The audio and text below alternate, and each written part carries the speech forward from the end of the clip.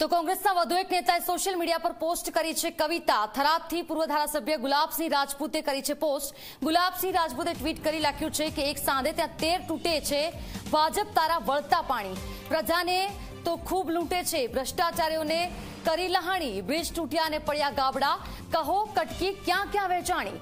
Petrol diesel ભડકે બળતું, ગેસના ભાવથી ગૃહિણી અકલાણી। પક્ષ પલટુને ટિકિટ આપી, જૂના રોવે રાતા પાણીએ। બહારનાને ધમકાવે પણ પોતાવાળા કરે છે તાણાતાણી। જી હા, આ કવિતા ગુલાબસિંહે પોસ્ટ કરી છે। જ્યાં જુઓ ત્યાં વિરોધનો વંટોળ, મત દરિયે જઈ નાવ અટવાણી। આ શબ્દો લખ્યા છે। ખોટા સિક્કા ક્યાં લગ ચાલે, કાગના વાઘની વાત નથી અજાણી।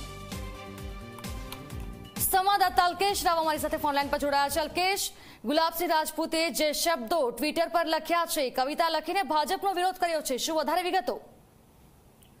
લોકસભાની ચૂંટણી આવી છે ત્યારે કોંગ્રેસ અને ભાજપના નેતાઓ તો આક્રમક પ્રચાર કરતા હોય છે, પરંતુ હવે નેતાઓ છે તે કવિતા લખીને એકબીજા પક્ષનો વિરોધ છે તે કરી રહ્યા છે।